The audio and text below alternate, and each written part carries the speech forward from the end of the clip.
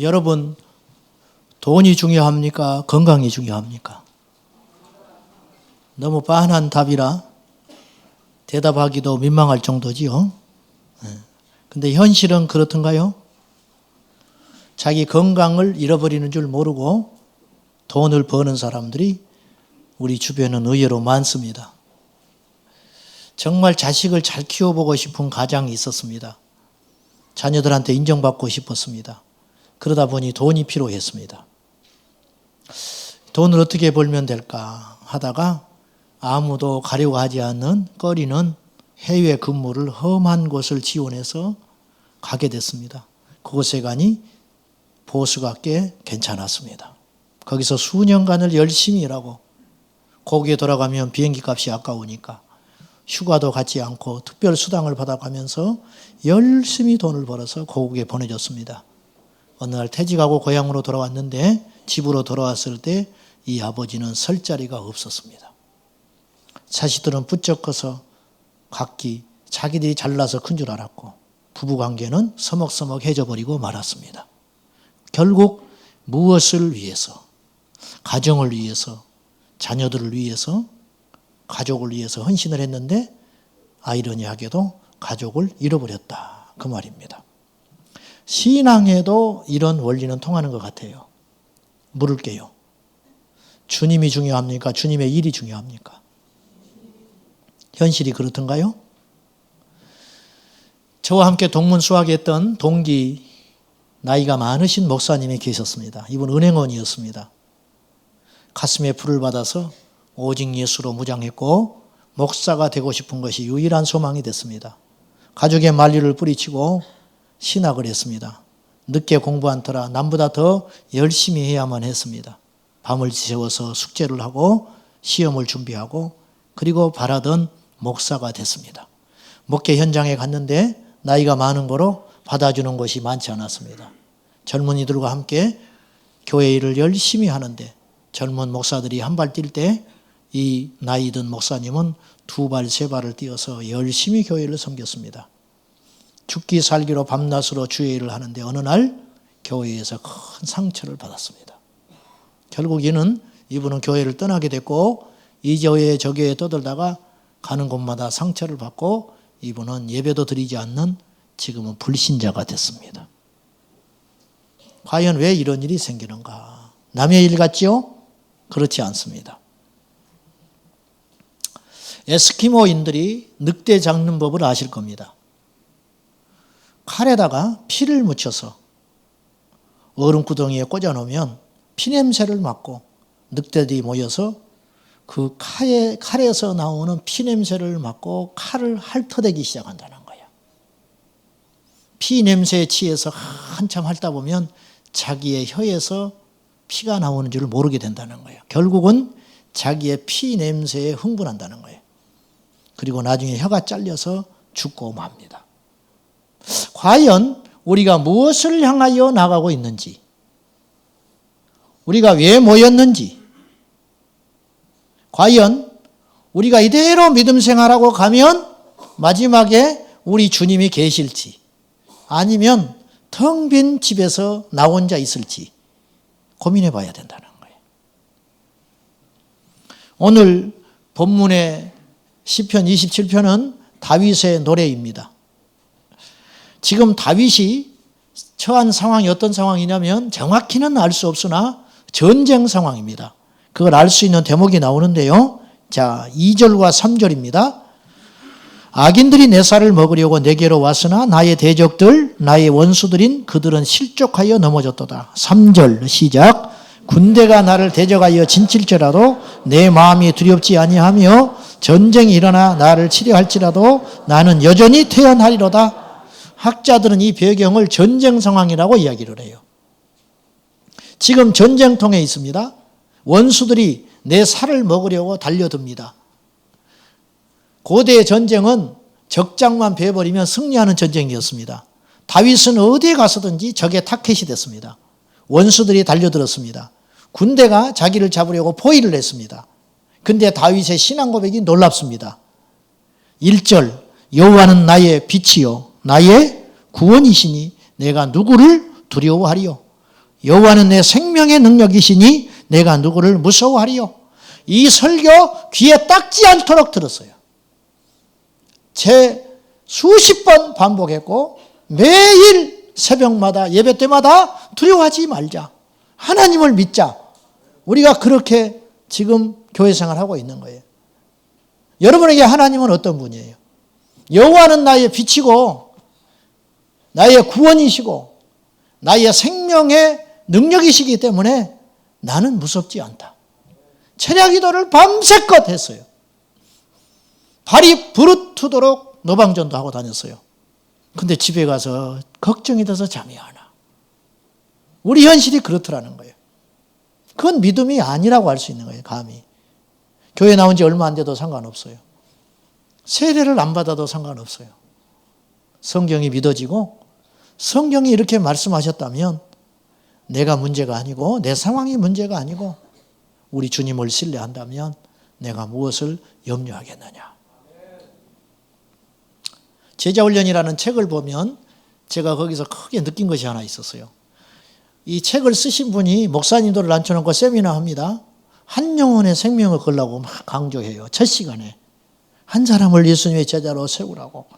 그 강의가 끝났을 때 2박 3일의 강의인데 미국에서 있었던 일인데 비행기를 몇 시간씩 타고 전 미에서 모여가지고 수백 명이 세미나를 하는 거예요. 근데 첫날 강의 마쳤는데 한 분이 한 목사님이 가방을 주섬주섬 싸는 거예요. 그리고 가겠다는 거예요. 이 강사가 당황했어요. 뭐가 언짢았을까? 내가 뭐가 강의를 잘못됐나? 그리고 그분을 쫓아가서 잡았습니다. 혹시 제 강의가 언짢았든지 뭔가 부족한 것이 있으면 이야기를 해 주십시오. 제가 참고하겠습니다. 그랬더니 아닙니다. 목사님의 강의는 이상이 없었고 훌륭한 강의였습니다. 목사님이 그랬잖아요. 가서 한 사람을 세우라고. 나는 그것이면 됩니다. 하나님이 나를 이곳에 오늘 2박 3일간 부르신 것은 그 비전을 주려고 부르신 것 같아요. 저는 그거 하러 이제 목회 현장으로 갑니다. 2, 3일 있을 시간이 없다는 거예요. 이분이 이렇게 이야기했어요. 내 강의를 제대로 들은 분은 그 한 사람이다 그랬어요. 여러분에게 하나님은 어떤 분이에요? 우리가 이렇게 질문받기가 쉽지 않아요? 갑자기 느닷없이 당신이 믿는 하나님은 누구냐? 그럼 우리는 교과서적인 이야기를 하게 될 거예요. 창조주 하나님이고 나를 구원하신 분이고 유일하신 전지전능하신 하나님이고 삼위일체 하나님이고 여러 가지 이야기를 할 거예요. 근데 그 대답은 사실은 객관적 대답이에요. 다윗은 객관적 대답을 하고 있지 않아요. 나의 빛이시다. 내가 어둠의 인생길에서 빛으로 찾아오신 주님을 나는 확실히 만났다. 그래서 빛이라는 말이 나오는 거예요. 대통령 있죠? 어떤 사람에게 대통령은 대통령 각하입니다. 이제 그 표현을 요새 안 쓰지만은 어떤 분에게 대통령은 눈도 마주칠 수 없는 무서운 존재예요.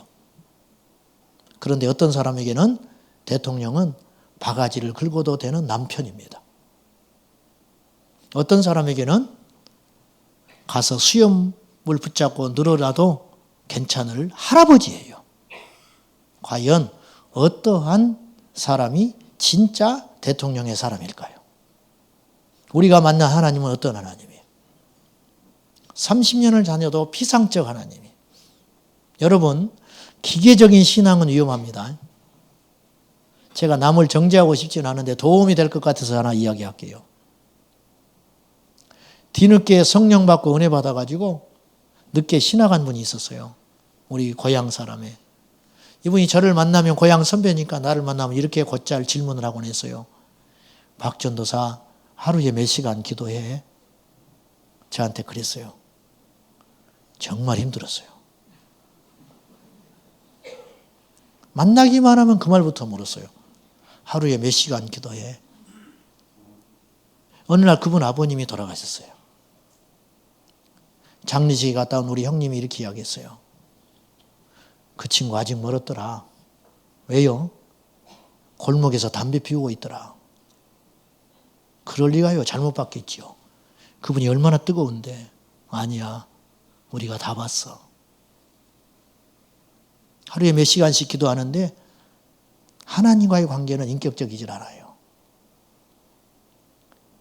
골목의 한쪽에 숨어서 담배 피우는 자신을 보고 계시다는 생각은 안 하는 거예요. 이것이 오늘 우리의 문제 아닙니까? 회의할 때 큰 소리 내잖아요. 영역 다툼 하잖아요. 왜 그렇죠? 기계적으로 신앙생활해서 그래요. 방언 못해도 괜찮아요. 은사가 없어도 괜찮아요. 남보다 성경 지식을 몰라도 된다고 나는 생각해요. 그러나 하나님을 인격적으로 신뢰하고 사랑하는가? 오늘 다윗은 우리하고 조금 다른 고백을 해요. 저는 오늘 이 시편 27편을 가지고 설교 준비하면서 많은 반성을 했어요. 그리고 내가 하나님 앞에 너무 부족한 믿음이구나. 그 고백을 할 수밖에 없었어요. 다윗이 믿는 믿음의 수준하고 뭐 애초에 비교도 안 되겠지만 우리가 너무 잘못된 착각을 하고 있구나. 자, 다윗이 하나님을 향하여 어떤 고백을 하는지를 보십시오. 자, 1절 아까 읽었지요. 후반절 내 생명의 능력이시니 내가 누구를 무서워하리요. 다윗이 네 가지를 결단을 해요. 하나님 앞에. 나는 무서워하지 않겠습니다. 저는 가난 무서워하지 않겠습니다. 나는 전쟁통에 갔지만 원수들이 이렇게 나 하나만을 노리고 내 살을 물어 뜯으려고 덤벼들지만 나는 무서워하지 않을 겁니다. 무서워하지 않게 해주세요라고 기도하는 게 아니에요. 무서워하지 않겠다고 결단하는 거예요. 3절을 보면요. 후반절에 전쟁이 일어나 나를 치료할지라도 나는 여전히 태어나리로다. 나는 태어날 거라는 거예요. 이런 믿음을 하려고 기도하는 게 아니라니까요. 6절 후반절 보십시오. 노래하며 여호와를 찬송하리이다. 찬송할 수 없는데 나 무조건 찬송하겠다는 거예요. 8절 후반절 주의 얼굴을 찾으리다 하였나이다. 나 주님의 얼굴을 찾습니다. 언어는 그 사람의 상태인 것 같아요. 그 말은 마음의 표현이에요. 죽겠다는 사람은 정말 죽을 만큼 심정이 있는 사람이에요. 우리나라 사람은 자꾸 죽어요. 아침에 일어나자마자 죽어버려. 기지개 켜면서 아이고 죽겠네. 배가 불러도 죽어. 배불러 죽겠네. 배가 고파서 죽는 건 이해해. 어떤 사람은 좋아도 죽어. 그래서 십자가가 우리나라에 쉽게 이해가 되는지를 몰라. 죽어서 그런지 모르겠지만은 우리 지금 다 하나님 사랑하잖아요. 근데 사랑하는 마음보다 구하는 마음이 더 크다고 해요. 우리가 주님보다 주님의 일에 더 몰두해 있다고 해요. 그래서 정작 중요하신 그분을 놓쳐버리고 살지는 않는지. 네. 목회를 열심히 하느라고 설교 열심히 하고 신방 열심히 하고 의무적으로 성경 열심히 보고 그래야 뭔가 줄 수가 있으니까 열심히 목회했어요. 한 사람이 떠나가면 생명을 걸고 붙들고 그리고 존경을 받기 위해서 몸부림을 치고 엄격하게 절제하며 자기 생활을 철저히 해서 목회를 열심히 했어요. 나중에 은퇴했는데 자기 바벨탑을 샀어요. 왜? 주님이 없기 때문에. 여러분이 저를 볼 때 목사 같습니까? 여기 서니까 그런 것 같죠. 밖에 나가면 목사라고 몰라. 나는 과연 목사인가? 아니면 교회를 경영하고 있는 사람인가? 이게 무서운 일이라는 거예요. 우리 장로님들 여기 계시지만 죄송하지만 장로님들이 하나님을 정말 사랑하는 장로님들인가? 아니면 치리하시는 장로님들인가? 한국교회가 문제가 뭐예요? 자꾸만 그렇게 굳어져 간다는 거예요. 생명이 없는 종교 공동체로 가고 있다는 거예요. 선거철 되면 피 튀깁니다. 선거운동을 합니다. 교회에서. 목사님들이 선거운동을 합니다. 그리고 기도를 해요. 하나님이 어디 계십니까? 뭔가 되고 싶어서 주님을 잃어버리는 거예요. 뭔가 되고 싶어서 남을 나쁘게 말을 해야 되는 거예요. 뭔가 되고 싶어서 파당을 만들어야 되는 거예요. 우리 주님이 십자가에서 울고 계세요. 십자가에서.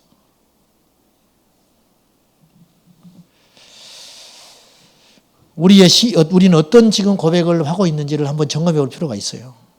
사랑합니다. 주님 사랑합니다라는 말을 많이 하나요? 아니면 주님 능력을 주십시오. 그런 기도 많이 합니까? 감사합니다라는 고백을 많이 합니까? 아니면 이거 해주세요. 그 기도를 많이 합니까? 집에 가면 애가 달려와가지고 아빠 손 딱 내밀어. 참고서 사야 된다는 거예요. 요새 성적이 떨어져가지고 학원 하나 더 끊어야겠다는 거예요. 다 좋은 이야기예요. 근데 만나기만 하면 그런 소리만 하는 거예요. 얼굴 쳐다보지도 않아. 무조건 돈만 달라는 거예요. 근데 그 구하는 게 타당하기는 해요. 지 욕심도 아니고 지 미래를 준비하겠다는 거예요. 근데 계속 이렇게만 산다면 아빠 손 한번 잡아보지도 않고 아빠 품에 한번 안겨보지도 않고 돈 벌어다 주는 기계 정도로 인식을 한다면 과연 그 아버지의 마음은 얼마나 괴로울까. 한두 번이지. 우리가 그런 식으로 하나님께 매달리고 있지는 않는지 한번 생각해 봐야 된다는 거예요. 한국인이 자주 사용하는 말 7가지가 있대요. 첫째, 아무 의미 없는 말. 그 중에 하나가 뭐냐? 언제 밥이나 한번 먹지. 그 소리는 이 소리래요. 한가하게 너 만날 시간은 없지만 너를 아주 조금은 염두에 두고 있겠다. 그런 뜻이래요. 두 번째는 세상에서 가장 빨리 퍼지는 말이 있는데 너만 알고 있어. 이 말은 이런 뜻이래요. 내가 말하고 싶어 죽겠는데 이제부터 이 말이 번져가면 너 때문에 생긴 일이야. 세 번째, 자식이 엄마한테 속았다는 느낌이 드는 말이 있대요. 빨리 와서 밥 차려놨으니까 밥 먹어. 근데 이 말은 그런 뜻이에요. 아직 밥도 국도 안 차려놨지만은 빨리 연수 덩어리야 빨리 와서 밥 먹어라. 그래야 나도 설거지 끝내고 드라마 본다. 그런 뜻이래요. 듣자마자 오해하는 말이 있대요. 오해하지 말고 들어. 그 말은 내가 지금부터 너를 조금 기분 나쁘게 할 거야. 그런 뜻이래요. 30분은 기다리라는 말이 있대요. 거의 다 왔어. 30분은 기다릴 것 같아. 그 소리예요. 여섯 번째는 세상에서 가장 의심스러운 말. 방금 출발했습니다. 중국집에서 하는 말. 아직 출발 안 했으니 추가로 주문할 거 있으면 빨리 시켜. 마지막으로 막상 들으면 정말 혼란스러운 말이 있대요. 내가 진짜 솔직히 말할게. 그 말은 내 본심의 5%만 이야기할게. 그런 뜻이라는 거예요. 이런 이야기들이 한국 사회에 난무하고 있습니다. 신앙인들도 역시 마찬가지. 제 자신을 돌아봤어요. 열정, 믿음, 응답 이런 단어들이 감사와 찬양과 주님 사랑합니다 하는 고백보다 훨씬 더 우리를 지배하고 있지는 않는지. 열정을 가진 사람은 순교를 못할 수도 있습니다. 그러나 주님을 사랑하는 사람은 순교할 수 있습니다. 은혜를 받은 사람은 순교 못할 수도 있겠다. 네, 그런 생각을 했어요. 왜냐? 은혜가 바닥나면 주님 떠나게 되는 거예요. 주님으로부터 오병이어의 기적을 경험하고 주님으로부터 병 나은 사람도 주님 십자가에 못 박아라고 소리 질렀습니다. 그러나 예수님을 사랑했던 베드로는 훗날에 순교할 수 있었습니다. 너나 사랑하지? 그러니까 모든 것은 주님과의 관계 속에서 시작돼야 되고 마무리돼야 된다는 거예요. 제가 여기서 계속 강단에서 외치는 거, 뭐 이런 주제도 있고 저런 주제도 있어요. 핍박에 대해서, 재림에 대해서, 부활에 대해서, 십자가에 대해서 여러 주제를 가지고 제가 설교합니다. 근데 이 모든 설교의 사실은 마지막 결론은 이거예요. 모든 관계, 모든 환경, 모든 상황 속에 예수님을 개입시켜라. 그거예요. 부활을 믿는데 주님이 나와 함께 하신다는 걸 믿지 않는다면 그 사람의 부활 신앙이 무슨 필요가 있겠어요? 주님이 재림 온다고 흥분하고 기도하고 벌벌벌 떠는데 정작 내 일상생활 속에서 주님이 오신다는 걸 잊어버리고 산다면 그 사람의 재림 신앙은 무슨 의미가 있겠습니까? 우리가 이렇게 속고 있는 것은 아닌가? 다시 반복돼서 이야기하지만 다윗은 하나님이 전부인 사람이라는 거예요. 주님은 나의 빛이십니다. 주님은 나의 구원이십니다. 그래서 다윗은 환경이 안 보이는 거예요. 전쟁, 내가 이 전쟁에 죽을 수 있다. 내가 이 원수들한테 패할 수 있다. 그것이 뭐가 중요하냐는 거예요. 우리 주님이 내 앞에 계시면 충분하다는 거예요. 내일 먹을 양식이 없어요. 자식이 집을 나가서 들어오질 않아요. 근데도 여러분은 주님을 사랑할 수 있습니까? 그런데도 여러분은 주님 앞에 예배할 수 있습니까? 미쳤다 하겠지요. 정신 차리라 하겠지요. 광신자라고 하겠지요. 사랑하면 미치는 거예요. 사랑하면. 여러분, 주님을 사랑하는데 무엇이 우리에게 장애물이 돼요? 거리? 아픈 거? 불편한 거? 저 사람이 나 힘들게 하는 거? 주님을 사랑하면 목회가 왜 힘들겠어요? 교회를 부흥시키려니까 힘들지. 그렇잖아요. 주님을 사랑한다면 교회 일이 왜 힘들어요? 사람한테 인정받으려니까 힘들지. 그래서 교회 와서도 사람 보이잖아요. 저거 나보다 늦게 왔는데 먼저 권사됐네? 난 1년이 지나도록 기도 한 번 안 시키더니 저건 3개월 됐는데 기도시키네? 목사님 머리가 좋아. 왜 우리가 그런 생각을 자꾸 하냐고 말이에요. 여러분은 그런 생각 안 할지도 몰라. 내가 그런 생각 하고 있는지도 모르겠는데. 왜 주님보다 이런 일들이 우리를 지배하는 일이 되어야 하냐는 거예요. 왜 사람을 보냐는 거예요. 왜? 다윗은요, 다윗이 골리앗과 전쟁하러 갈 때 아무것도 안 보이는 거예요. 도시락 배달하러 전쟁터에 나갔는데, 이것도 참 무슨 일이죠? 형들 도시락 배달하러 갔는데 다른 건 안 보여. 저 블레셋 장수가 앞에서 고래고래 소리를 지르는데 가만히 들어보니까 하나님을 욕하고 있어요. 근데 저 입을 봉할 사람이 이 많은 이스라엘 군인 중에 아무도 없단 말이냐? 이럴 수가 있냐? 다윗은 전쟁터에 싸워본 적 없는 사람이에요. 칼 쓰는 법 몰라요. 그래서 울맷돌을 들고 나갔어요. 갑옷도 맞지 않아요. 그거 아무것도 안 보이는 거예요, 다윗은. 오직 저 사람도 문제가 아니야. 저걸 죽여야 하나님이 살아계시다는 것이 증거되기 때문에 그거 하나에 온전히 그것만 바라보고 있는 거예요. 그리고 하나님이 그때 함께 하셨어요. 다윗은 왕이 되려는 사람이 아니에요. 나중에 정신 차려보니까 왕이 됐어요. 다윗은 유명해지려고 하는 사람이 아니에요. 그런데 알고 보니까 모든 사람들이 아는 사람이 됐어요. 다윗은 자기의 왕권을 강화해서 영토를 넓히려고 하는 사람이 아니에요. 다윗은 하나님만을 주목하고 오늘 하루, 이번에 한 달, 그리고 올 1년을 주님께 예배하리라. 다윗의 소원이 뭔지 아세요? 4절에 내 한 가지 소원이 있다는 거예요. 4절 시작. 내가 여호와께 바라는 한 가지 일, 그것을 구하리니 곧 내가 내 평생에 여호와의 집에 살면서 여호와의 아름다움을 바라보며 그의 성전에서 사모하는 그것이라. 나에게 소원이 하나 있습니다. 여호와의 전에서 영원히 살면서 주님 얼굴을 구하는 것입니다. 천국이 이런 곳이에요. 여러분 천국 가면 뭐 할 것 같아요? 예배 드린다니까요. 예배가 여러분에게 짐입니까? 복입니까? 짐이에요? 복이에요? 근데 왜 일주일에 한 번씩만 와? 날마다 오지. 내 평생에 한 가지 소원이 있습니다. 여호와의 전에서 살면서 주님의 얼굴을 구하고 주님의 얼굴을 바라보고 그렇게 사는 것입니다. 여러분 천국 가면 우리 그렇게 살 거예요.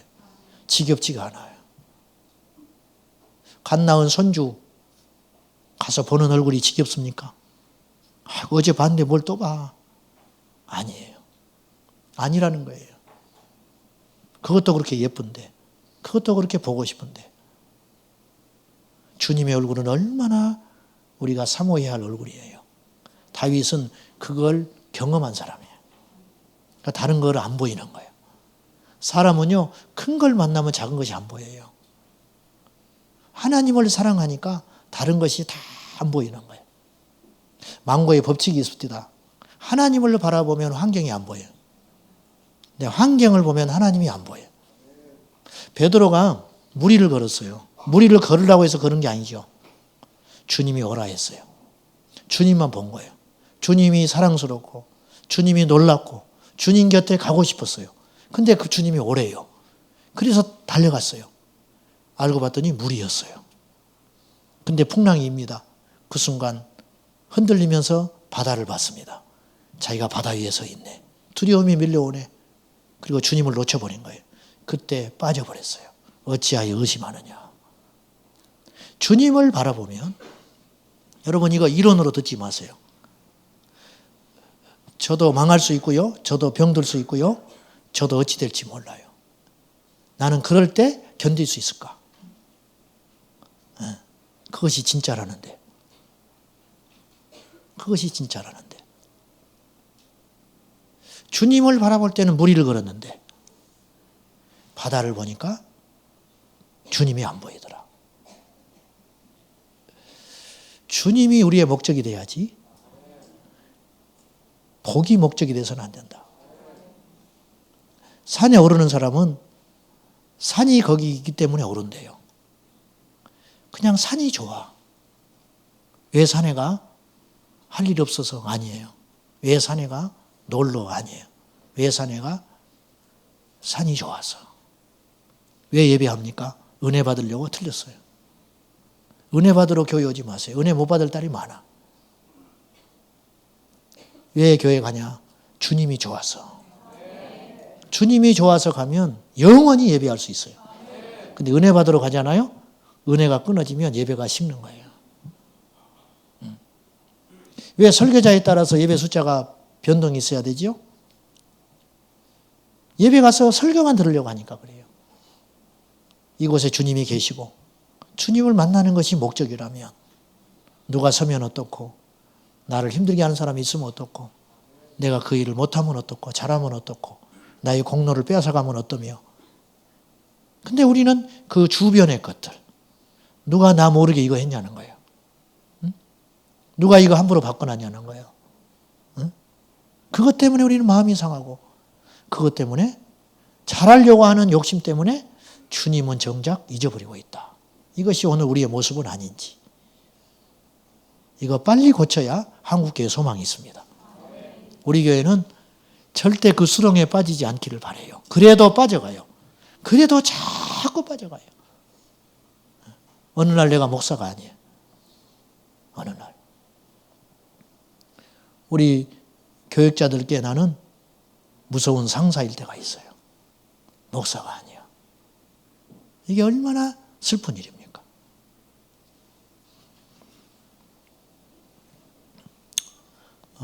전에 내가 서울에서 전도사를 할 때 저는 정말 주님의 마음으로 주의 일하는 사람을 한 사람 봤어요. 이분은 군대 가서 예수님 만났어요. 군대 가서 늦지막하게 주님을 만났어요. 직업군이었는데 내가 주님을 믿는다면 내가 주님을 사랑하는데 과연 주님 앞에 내가 평생 무엇을 하고 살까 고민이 되더랍니다. 그래서 세상에 죄 안 짓고 살 수 있는 것은 뭘까? 목사는 자기가 엄두가 안 나더래요. 그래서 교회 관리 집사가 됐어요. 나하고 나이가 똑같아. 죄송하지만 혈기방장한 30대 초반에 관리 집사 하겠다고 스스로 자청하는 거 쉽지 않습니다. 교인이 3,000명이었는데 3,000명이 다 시어머니예요. 근데 그 얼굴에서 나는 웃음이 사라진 적을 본 적이 없어요. 새벽 예배 때 겨울에 히터 틀어놓고 4시에 나와서 다 둘러봅니다. 그리고 음악을 틀어놓고 뒤에 앉아서 혼자 기도하고 있어요. 제가 나가면 뒤에 앉아 있거든요. 저는 그 모습에서요 권위를 받어요. 주님 앞에서 목사하는 거냐 관리인이라느냐 아무 중요한 게 아니에요. 그 속에서요 권위가 흘러요. 우리 성도들이 그를 얼마나 아끼고 사랑했는지 몰라요. 나중에 내가 그분을 불러다가 밥을 먹으면서 이런 말을 했어요. 나는 너희가 존경스럽다. 당신이 존경스럽소. 이 친구 이야기를 하는데 자기가 어릴 때 자기 아버지는 술주정꾼이었어요. 다리 하나가 없어가지고 고무다리를 끼고 다녀요. 술 먹고 자기 인생이 한탄스러워서 술 먹고 시골 동네에 가서 주막집에 가서 술 먹고 나중에 술이 취하면 그 다리를 빼서 휘두르고 돌아다닌다는 거예요. 그래서 겨울에 처박혀서 자고 있어요. 그러면 이분이 10살, 20살, 10몇 살 때 니어커를 끌고 가가지고 이 아버지를 니어커에 끌고 울면서 돌아왔다는 거예요. 그 상처를 주님을 만나니까 해결이 됐어요. 그 이야기를 저한테 했어요. 그 이야기를, 그 부끄러운 이야기를, 그 아픈 이야기를. 여러분, 주님을 믿는데 뭐가 부끄러워? 여러분 아직도 숨기는 게 있으세요? 아니, 난 셀 안 가겠다고. 그렇게 믿으면 안 돼요. 무엇이 두려워서? 뭘 말 못해? 모든 수치를 가려주시는 하나님. 하나님은 빛이신데. 하나님은 빛이신데. 뭐가 부끄러워? 예배가 짐이에요, 복이에요? 주의 일이 의무입니까? 아니면 주님을 사랑하기 때문에 하고 있습니까? 나보다 더 잘하는 사람이 나오면 얼마든지 물러날 수 있죠. 나의 공로를 누가 낚아채 가면 박수 보낼 수 있죠. 왜? 내 일이 아니니까. 주님의 일이니까. 북한에서 30년 동안 새벽기도 한 분 아십니까? 북한에서 어떻게 30년 동안 새벽기도를 했을까? 새벽 3시에 열차가 지나가요. 자기 자식도 자기가 기도하는 줄 알면 고발해서 죽습니다. 기차 소리가 날 때 깹니다. 그리고 기차가 지나갈 때까지 이불을 뒤집어 쓰고 거기서 숨을 죽여가며 하나님께 예배합니다. 30년 동안.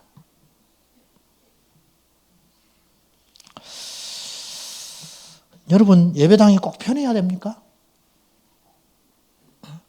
꼭 편해야 돼요? 음향이 좀 안 좋으면 어때? 좀 더우면 어떻고 추우면 어때? 꼭 성경책 없이 교회에 오셔야 됩니까? 꼭? 왜 성경책을 안 갖고 교회로 오십니까?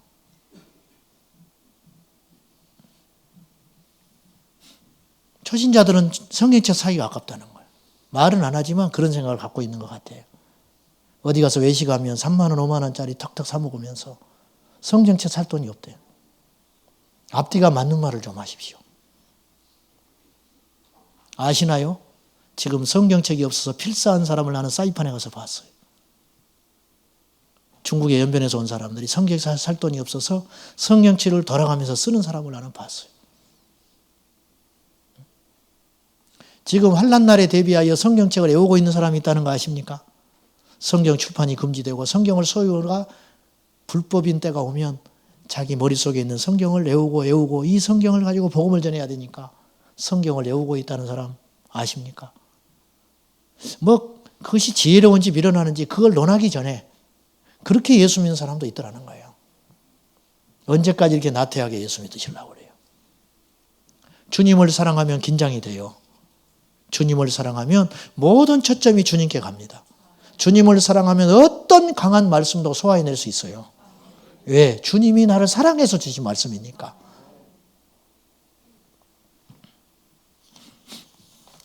처음 사랑을 잃어버린 에베소 교회처럼 예배의 감격이 식어버린 이 시대, 복음의 열정이 식어버린 이 시대, 주의 일이 어느 날부터 의무가 되고 짐이 되어버린 이 시대, 오늘 이 다윗의 시편을 통해 다시 한번 경각심을 가져야 할 것입니다.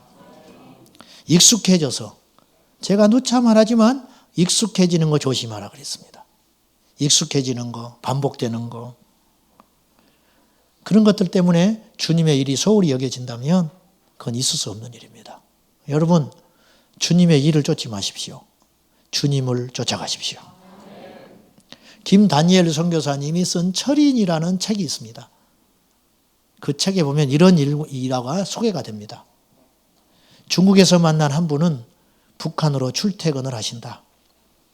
우리와 달리 중국인들은 북한과 왕래가 가능하기 때문이다.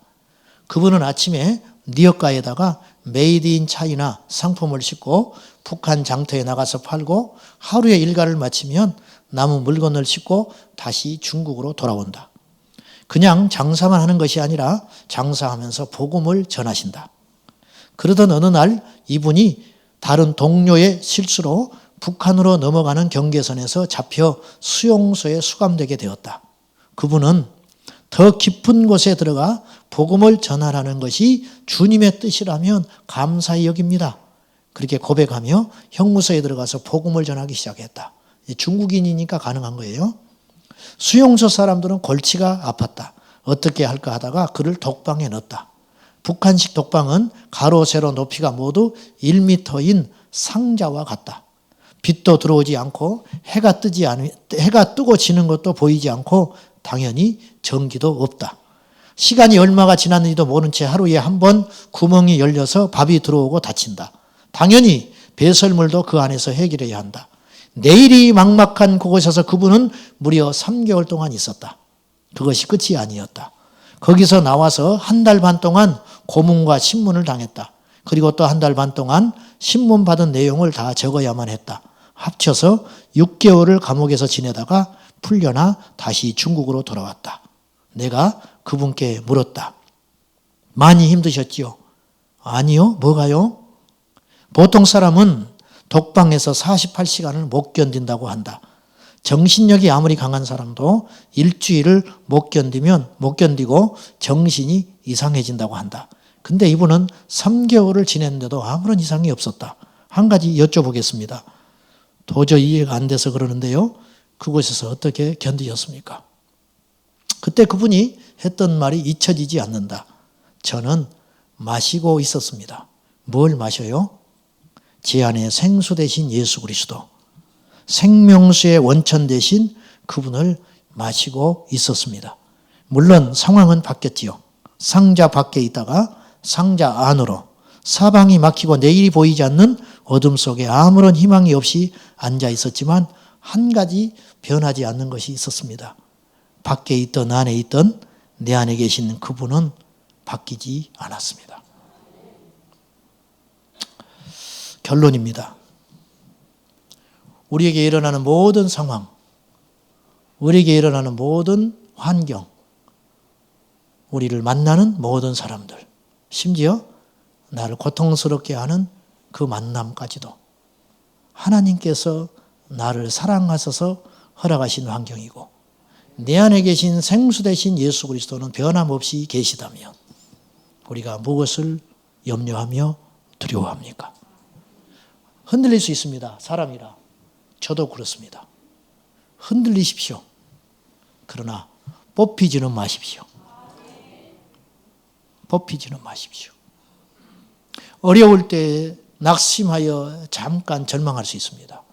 그러나 하루를 넘기지 마십시오. 다시 빨리 정신을 차리고 주의 얼굴을 구하십시오. 주님의 일을 하다가 주님을 잃지 마십시오. 남 예배 잘 드리게 하려고 하다가 나의 예배가 실패되지 않도록 하십시오. 남의 은혜를 남 은혜 끼치게 하려다가 내가 받을 은혜를 뺏기지 마십시오. 사랑하는 여러분, 주님의 날이 다가오고 있습니다.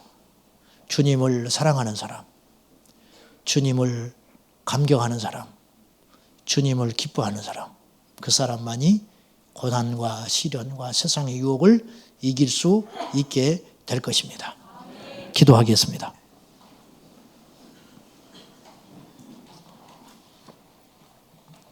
나의 인생에 고난이 와도, 나의 인생에 시련이 와도 나의 믿음은 멈출 수 없고 하나님을 향한 나의 사랑은 식지 않기를 간절히 원합니다.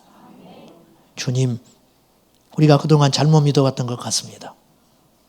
주님을 향한 열심도 좋고 열정도 좋으나 정작 주님을 잃을까 두렵습니다.